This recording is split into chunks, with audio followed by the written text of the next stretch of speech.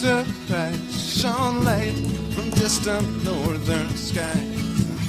At that point, I realized I don't know where it comes from, but I know it's okay.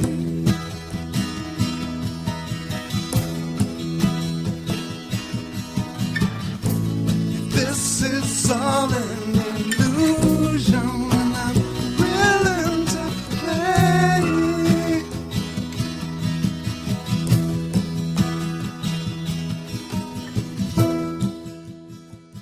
Welcome to the Quantum Guide Show, interviews with awakened masters as they share their quantum work with you.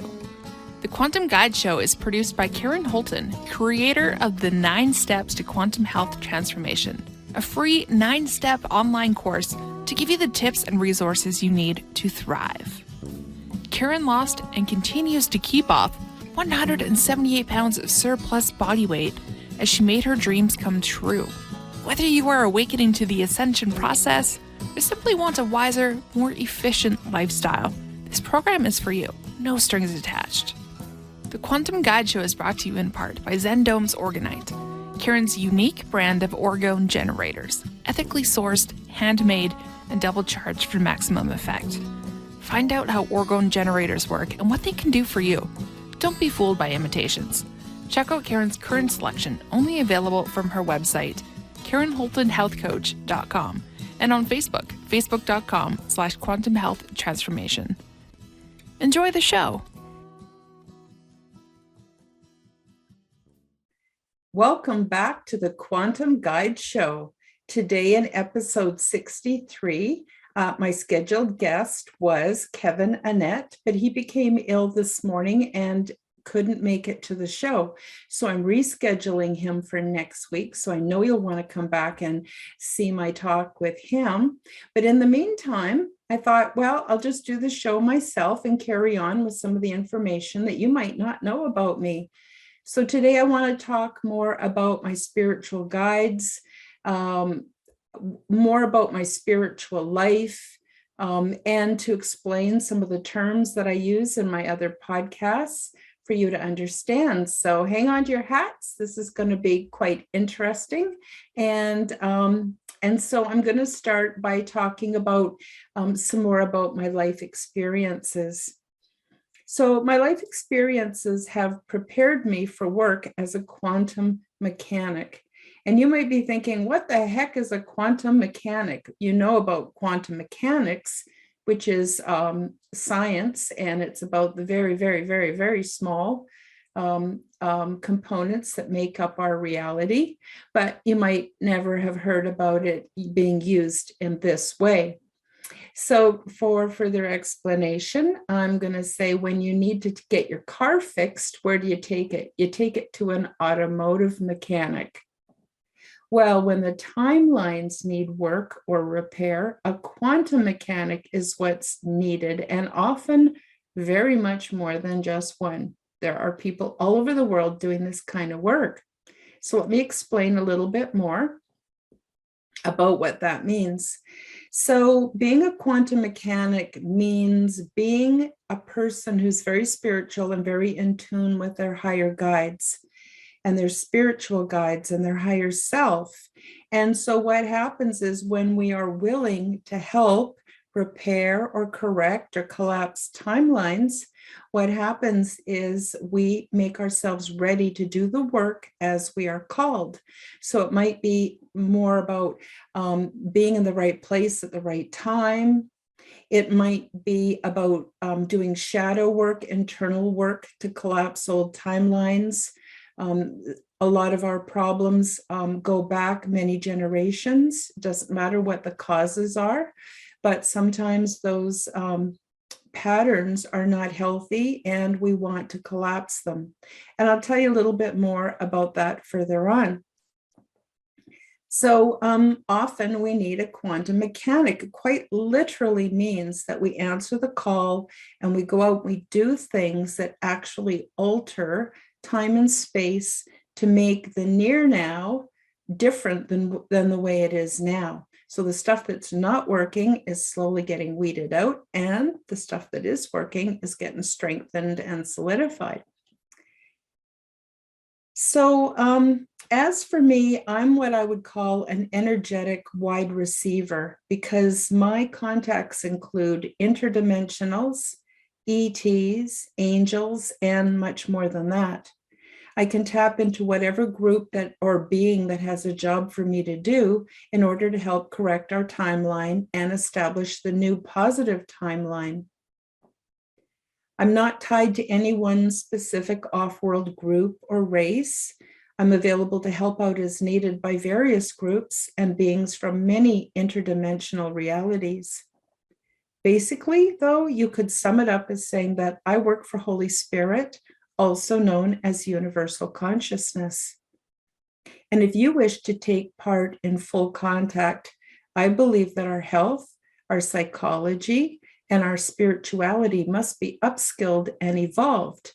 And more about that in my other podcasts, or perhaps you could read about it in my upcoming book. So I want to talk a little bit about my higher purpose, because having a spiritual life is much easier once we discover our higher purpose. So it took me a number of years before I remembered my higher purpose. And I mean, quite a few years, like up until I was in my, I'd say my 50s for sure. And in about 2013, I was going through some depression, and I was having a really hard time making sense of the social and political reality and all the problems that I was seeing. And I couldn't make a lot of sense out of my life. Why was all the techniques I was using to improve my life, why were they not working? I didn't know. And I literally got to the point where I just dropped to my knees and surrendered. I surrendered to my higher self.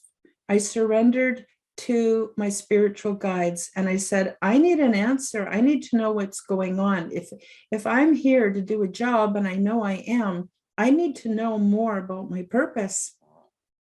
And I was quite surprised by the answer, because it was fairly simple, more simple than I thought. I thought it was going to be something really difficult that required years of training and discipline, but not really. So the answer I got actually was quite profound. My reason for being here is to love and to allow myself to be loved in return. And I can remember feeling so happy when I found this out. I went, I can do that. I can do that. And my overall purpose was not complicated and was totally achievable. Now, before I get into more about my spirit guides, I want to talk a bit about love, because all of my guides, my higher self, my extraterrestrial contact, everything is based on the love harmonic. And we've been given a very distorted view and understanding of what love is on planet Earth. So I want to tell you a little bit about what love actually means. Love is like a basket.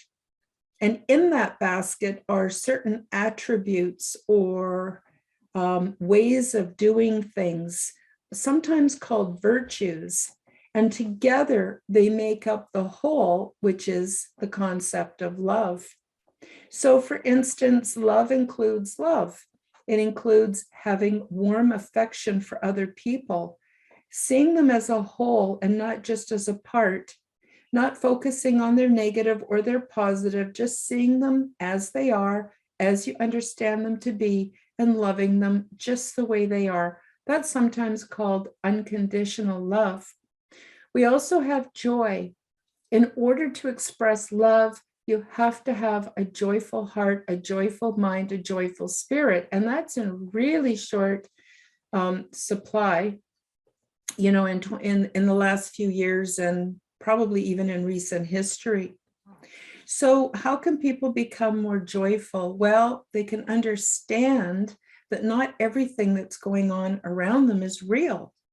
In fact, only a small portion of what we're seeing in the social media as well as the mainstream media could be considered factual or real. And again, even if it is factual and real, it's only coming from one perspective, when many perspectives need to be considered before you can understand what's really going on.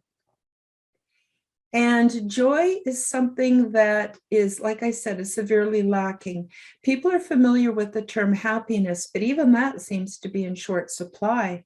So how do people generally go about being happy? Well, they usually immerse themselves in addictions and distractions that give them the chemical, like the dopamine rush or whatever, so that they can feel a bit of bliss or a little bit of happiness. But it doesn't last long, and the addictions and distractions become more intense, and people are not actually achieving the level of happiness it takes to actually feel joyful. And so it takes work to strip off those addictions and distractions, to put them aside, and to see what's really available to us in our society, in our physical world, that can truly bring us so much joy. And gratitude, of course, is one of those things, but also just being present in the here and the now, and looking out the window and seeing the little birds in the trees, going out and laying on the grass, spending more time with your furry pets.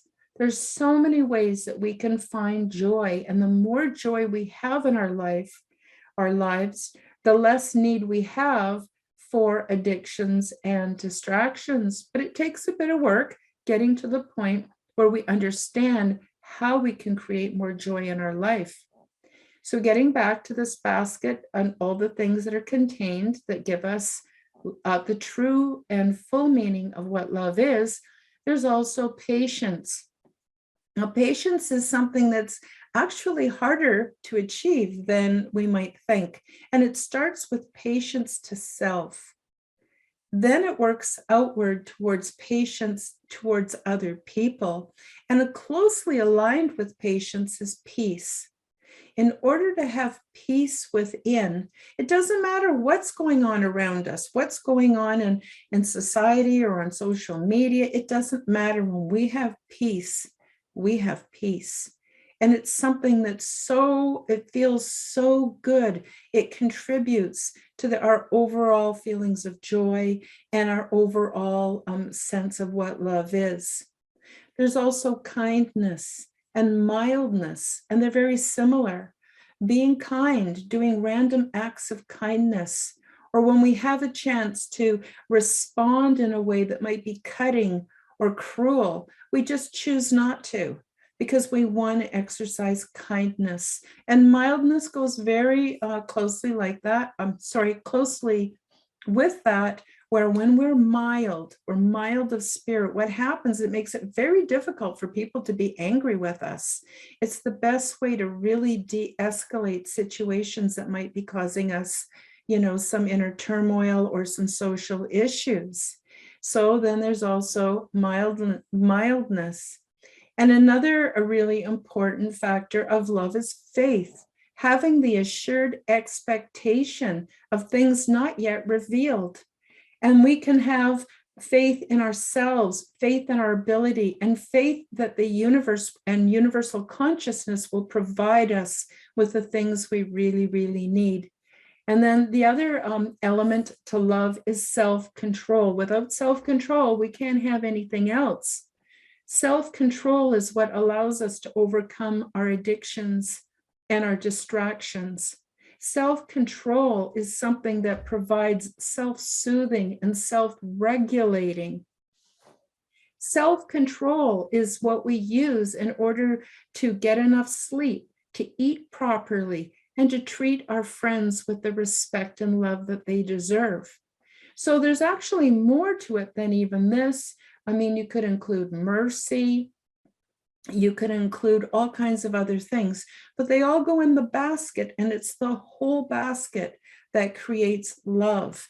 And so love is so, so important and so misunderstood that I really hope you're listening to this and you're going to spend some time thinking about how you can improve the love within your life. And again, it starts from loving within, practicing all of those virtues within on self.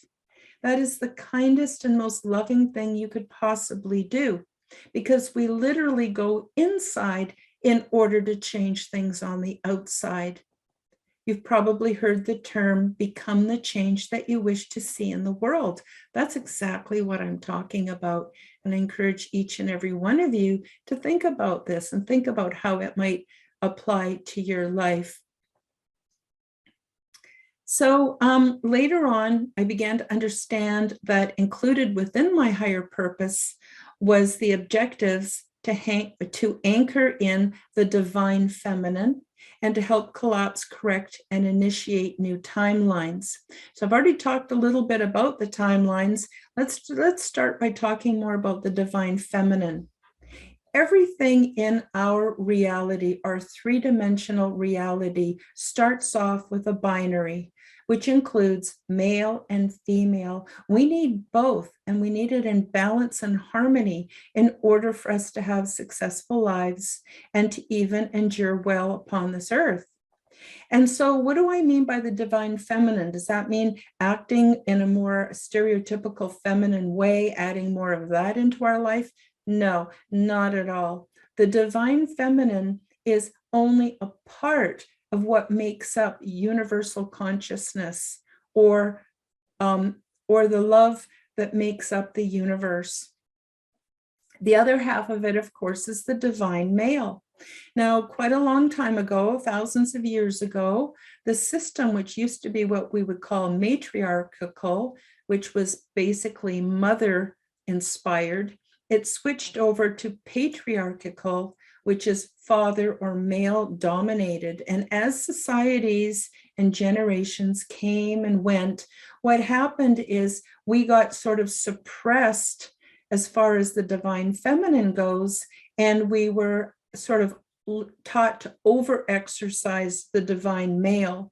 And so we got to the point where males had more status than females, but much more than that, the way of thinking, the side of our brain that's dominated by the divine male became too strong and too dominating, so that things became very convenient for the global construct, which I talk about in some of my other podcasts.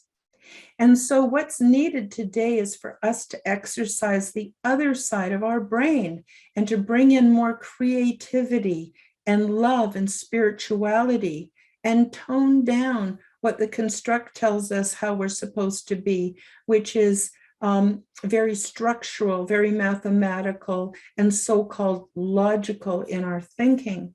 And so when we want to anchor in the divine feminine, I mean, some people do try to do it through goddess worship and stuff like that, but I have found the best way to really anchor in the divine feminine is to just accept the male aspects of myself and the reality that I've been born into, but also to add to that creativity, artistic stuff, music, spirituality. And as we use more and more of these things in our lives, the more balance is achieved in the overall consciousness of humanity here on Earth, because everything we do as individuals spills over and affects the whole, because we're connected to the whole. And again, my higher purpose was also given to me so that I could understand how to collapse, correct, and initiate new timelines. And this work is very personal, and it's done very much behind the scenes. We're never what they call virtue signaling to the rest of humanity through our social media platforms about this kind of work. It's kind of done in secret. And a lot of it has to do with the internal work that we need to do. I know you want to hear more about my spirit guides. It's coming up next. But first, I have to mention the elephant in the room, which is shadow work. All of us, just like we have a male-female dichotomy, we have a light and shadow dichotomy. And people who want to be spiritual, bless their hearts, but they're all running around in light and love, and they're never taking a look at the shady side of their character, of their spirituality, of the way they think and do things. And shadow work is absolutely essential because it gives you the other half of the information. If we're trying to stay all the time in love and light, we're only getting a piece of the whole. It's only by exposing and releasing and understanding and dealing with our shadow selves are we able to get the other half of that information. And when you put all that information together, then you synthesize for yourself a way of life that works, that's functional. And until people do that, and in order to do, I guess I should say, in order for people to do that, they have to spend time on their own in soulful contemplation. And also, it's really important for you to go through something that's very yucky and uncomfortable, and it's called the dark night of the soul. It's the only way to emancipate yourself from old patterns, old traditions, old ways of believing and thinking, intergenerational karma, and on it goes. Now, if you need help, if you get into the dark night of the soul and you find it's bigger than what you thought it was going to be, I would recommend you reach out to a friend of mine named Trevor iLesley. He's available on YouTube, and he has the most easiest way to shift and make the kind of changes you need to make in your thinking and in your understanding of reality in order to move through and out of the dark night of the soul. So I just want to give a shout out to Trevor iLesley. Definitely check him out. So beyond that, where am I going to go with this now? I guess I want to talk a little bit about the framework that makes up my spiritual reality. And so I'm using terms that are the best that I can describe my experience. Please do go out and do the research. Don't just believe what I say. Go out and do the research and find out more about these different terms that I'm going to get into now. So I work very closely with the morphogenic, also known as the holographic field, and I call this my mother-father. I work with the living ultra-conscious earth. Some people call her Gaia. I work with my higher self, which is my 8th dimensional self. And I also work with my soul team. My soul team is made up of extraterrestrials, interdimensionals, ultradimensionals, angels, elementals, ancestors, and disembodied earth people. I know it sounds like quite a lot, and it is, but I get different things from different kinds of beings at different times.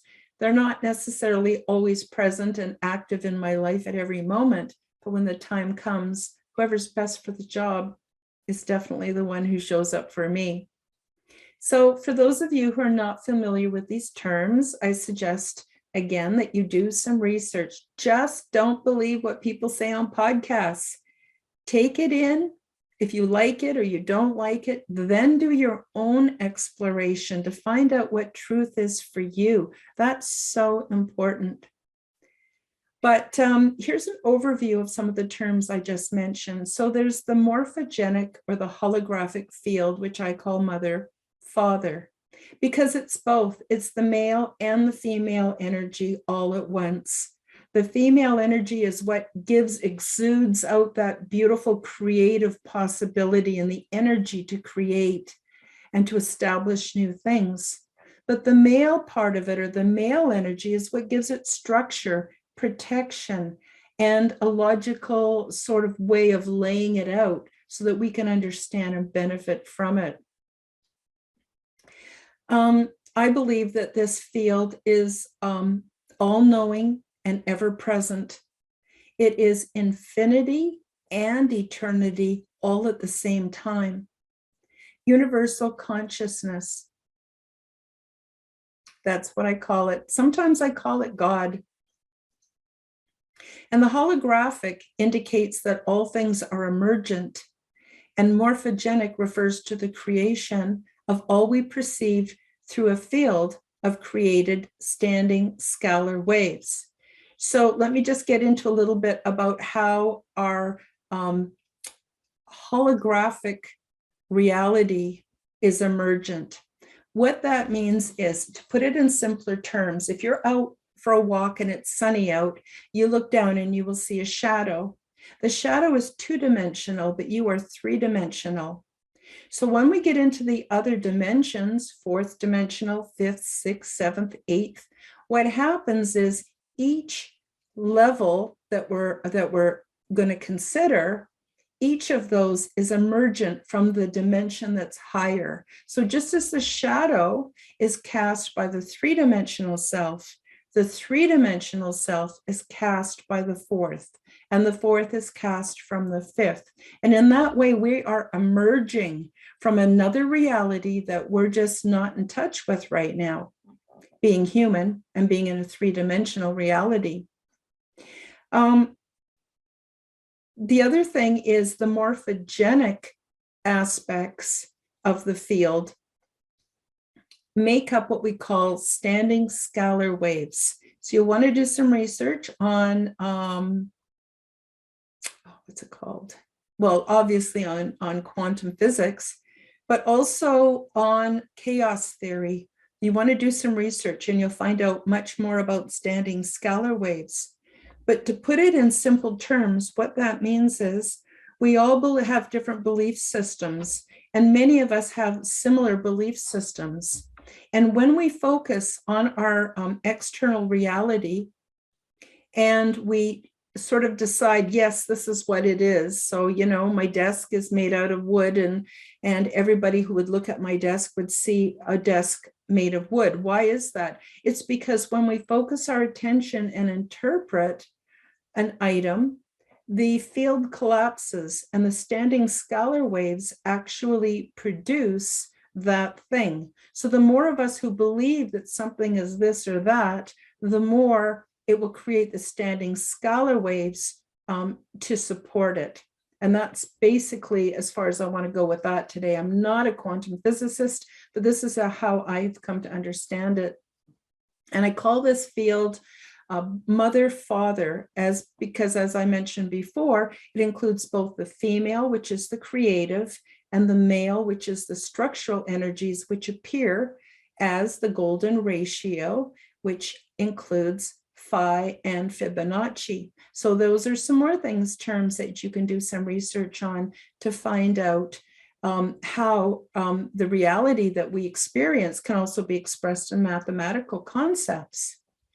So that's sort of what I would call God. I don't use the term God because God is a title and it means so many things to different people, but I tend to call it universal consciousness because that is indeed what it is. Then we also, on a spiritual level, have the living ultra-conscious Earth, which is the planet that we call Earth, but can also be called Gaia and other names. It's spiritual, it's conscious, absolutely conscious. It includes all living things and non-living components, which make up the interior and the exterior of our planet. So that includes the crystals that are beneath the surface of the earth and the rocks or stones. It includes the bugs. It includes the cetaceans. It includes the mammals and the reptiles and the birds and everything living and everything non-living. And everything emits its own frequency. And when you add all those frequencies together, you get what we call the Schumann resonance. Every planet has its own unique bandwidth of sound that comes from the planet. And sound is actually the creative aspect of our reality. So it includes the individual consciousness, which emanates from all living things combined to create the consciousness of the whole. And so the Schumann resonance only signifies, I shouldn't say only, maybe that's not the right word, but signifies the whole of the planet, and it emits a frequency that's like a complicated or a complex symphony. And it's very, very beautiful as it's being recorded. You can find YouTube videos actually about this. Then there's my higher self in the 8th dimension, which includes my 3D conscious self and many of my alternative conscious selves, as we experience life in many different timelines, which make up the multiverse. Like the layers of an onion, it also includes my 4th, 5th, 6th, and 7th dimensional self and my deep subconscious self. My higher self is my complete self, and all components work together to ensure a complete opportunity for soul development. So as I mentioned earlier, each level contains all the levels that are below it.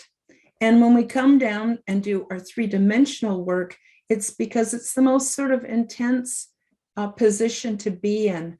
Our eyes are very limited to what frequencies of light that we're able to see. Our ears are very limited in what bandwidth of sound we're able to hear. Our touch, our taste, our smell, all very, very limited. It's like we're walking around as blind people. And I think we're just given those gifts so that we will go inside and discover our spiritual selves, which make the whole multiverse available to us. But in the meantime, the limited senses that the construct has basically taught us is the only senses that we have, which is not real, but that's in order to limit us and to limit our potential. And, you know, when we're going out walking around, if we come to the edge of the cliff, it's probably good to be able to see that the cliff goes way down and we better stay away from the edge if we don't want to fall off. I think it's got some basic life preservation aspects to it, but it's certainly not all that there is. And like I said, we're given all of this for soul development. The other thing I want to say is on my 4th level of reality, or 4th dimension of my reality, I may be more than just me.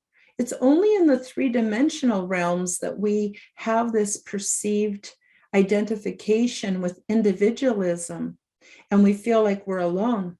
But there is a good chance that on the 4th dimension, we're also sharing the same soul as some of our relatives, other people that are on Earth. And as you go up to 5th, 6th, 7th, 8th, you become more and more of source or soul that covers a larger section of beings in the 3D. Now, there was something I wanted to say about that. It'll come back to me, I'm sure. So last, I want to talk about my soul team. And it's mostly non-corporeal. It's a team of energies and beings who assist me with my current life journey. They include extraterrestrials, which are beings who are usually corporeal and are not indigenous to Earth. That's why they're called extraterrestrials, because they come from other worlds. Then there is also interdimensionals, who are generally non-corporeal and they're not indigenous to Earth. So usually ETs are corporeal. Interdimensionals tend to not be corporeal, and they're certainly not indigenous to Earth. And angels are an example of an interdimensional, but they're not the only sort of classification of interdimensional. But they can be corporeal or non-corporeal. There's ultradimensionals, which are beings generally non-corporeal, but they are indigenous to Earth. So these are beings that have lived on this planet, I don't know for how long, eons, thousands and thousands of years. Their normal way of being and doing their lives is through what we would consider non-corporeal. Now, what does that really mean, non-corporeal? It means without flesh. But you know, it doesn't mean that there aren't living beings, because ultra-dimensionals are prime examples. So with our limited vision, our limited hearing, our limited senses, we're not detecting them, but they're sharing time and space with us all the time, and definitely can be called upon to be part of our soul team. Then, as I mentioned, there's angels. These are beings who have the choice to be corporeal or non-corporeal, and they're not indigenous to Earth. I don't know exactly where angels come from. We understand they come from a place called heaven. I don't know if that's just another realm or another dimensional reality. I don't know. I'm not an expert. I just know my own experience, and that's sort of what I have seen. Elementals, beings that are referred to sometimes as fairies, gnomes, elves, machine elves, etc. And they can be corporeal or non-corporeal because they're interdimensional. So I think you're seeing here that there is overlap. These are not discrete little groups. There is a lot of overlap. So some of these elementals are indigenous to Earth and some are not. And their jobs include repair and maintenance of the time-space continuum. So regardless of the folklore that you use to get an understanding of elementals, generally what the work they do boils down to actually repairing and maintaining the space-time continuum. They're very, very important, even though they're kind of underrated. Then we have ancestors. These are beings who are our genetic and foster ancestors. Yes, foster ancestors also are included. Many, many, many people ended up being orphans and being raised by other people. Those people, once they pass over, they're still considered our ancestors, and they still can be called on, and they can still be activated to be part of our soul team and to help us with our lives. So these beings were corporeal and they are indigenous to Earth, but they're now deceased.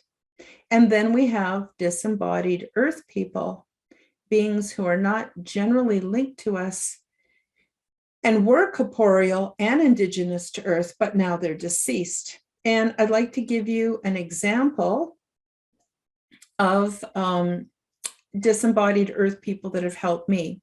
So at one point in my life, I was having trouble strategizing my life. Strategy was something that didn't come easy to me. And so one day I have clairaudience. One day I had a being contact me and talk to me about ways that I could strategize my life. And it was really, really interesting. And he identified himself as Sun Tzu. And Sun Tzu wrote a book called The Art of War. So I went and bought a little pocket edition of The Art of War and read through it. And I was really surprised how the information was the very same as what I had channeled from Sun Tzu. So I guess when I have clairaudience, I'm also channeling. Sometimes it's complicated. More about that on another podcast. But I also want to say that some guides are pre-chosen while others we choose as we evolve and we become aware of more options as our consciousness expands. And the wonderful thing about consciousness is when it expands, it never goes back to being puny. It stays very, very at a very elevated level. We don't have to worry about forgetting. We don't have to memorize a bunch of stuff. It's all there and it all stays with us. There's no shortage of spiritual help and guidance, and I'm told that we each have 144,000 beings in our soul team. The ET realms overlap with the interdimensional realms, which overlap with the ultradimensional realms, which overlap with the angelic realms, and they all operate within the love harmonic of the omniverse. Now, if you'd like to know more about the omniverse, I recommend that you look up information and books written by Alfred Lambermont Weber. He's written several books about the omniverse. And how he sees it and explains it is if you take the universe and the multiverse and the spiritual realms, you end up with the omniverse. So these experiences are not just happening for me, they're happening for a lot of other people too. And what's super interesting about this, oops, I'm having trouble with my thing here. Oh, there it is. Technology. Anyway, it's very interesting that other people are having these very same experiences. There's oodles and oodles of people having some or all or more of what I've talked about today. So I really recommend you do some research and you check them out and you take a look at what other information, what are other people saying. And the other thing too, what's interesting is a lot of times the mainstream social reality, they kind of point at us and rate us as being nutters or fanaticals or weird people or whatever. And some people even indicate that we might be crazy, which is kind of akin to having a psychological illness. But you know what I got to say is, if all of us are having these experiences, how could we possibly be sharing the same psychosis? I don't think that's possible. Now, the more and more and more of us that understand that these are absolutely true and real things, that we can benefit ourselves by asking them into our lives. That's the other thing. People go, oh, are you worried about inviting all these weird beings and unseen beings into your life? And I go, no. First of all, I would do my best to stay and practice being on the love harmonic. They're on the love harmonic. There is nothing to fear. The beings that would be scary or treacherous or do us harm, they're on a completely different level. They're on the lowest end of low. They're barely even in the second dimensional reality or third. Sometimes they cross over to the fourth, but there's really nothing they can do for you. Do to you. Well, also they can't do anything really for you either. And it's very easy to just banish them from your realm if they do try to get in. But once you're able to hold and maintain sufficient frequency, what happens is these beings negative beings, nefarious beings, never, ever have anything to do with you. You'll even find that people who are nefarious just sort of give you the swerve and they don't come into your life anymore. And your life just gets better and better and better. But I guess I want to end this by saying what's really important is you need to work every single day on holding more and more frequency, which means practicing the attributes and the virtues and the things that are in that love basket that I described earlier, so that we can hold higher and higher frequency. The other thing is we need to ask these beings to come into our lives, because they have a do no harm, but also a non-interference kind of way of being. And so we have to ask for help when we want help. And in the beginning, we all feel a bit silly asking for the help, but I'm going to tell you the trick. The trick is, don't just ask for help, ask for proof, absolute proof that you know without a shadow of a doubt that your higher self or your spiritual guides have heard you and are interested in your life. And the more of us that do this, the more we're changing the landscape, the social and political landscape of this planet, the more energy is going into the beautiful Gaia spiritual planet that we're living on. Life gets better. And all those nasty things that stress us out and make us not feel so good, they just go away.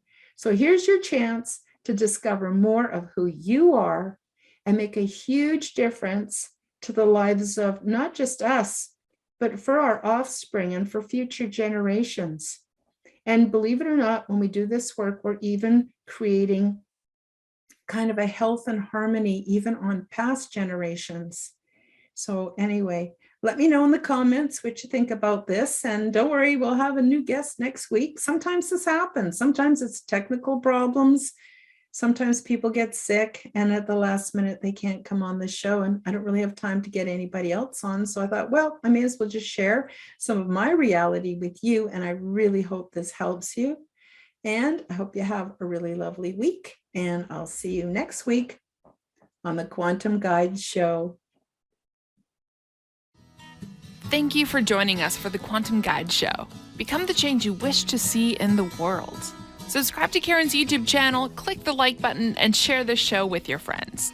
Check out Karen's website at KarenHoltonHealthCoach.com. All the links are available in the description box below. Until the next time, keep up the good work.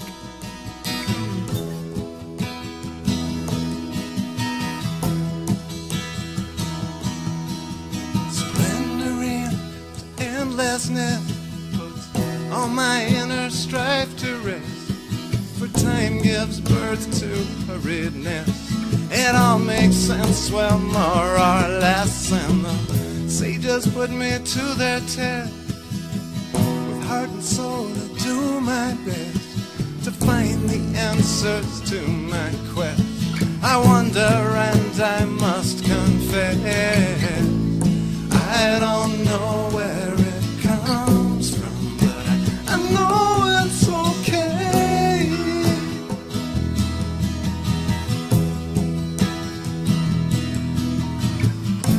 If this is all an illusion, then I'm willing to play.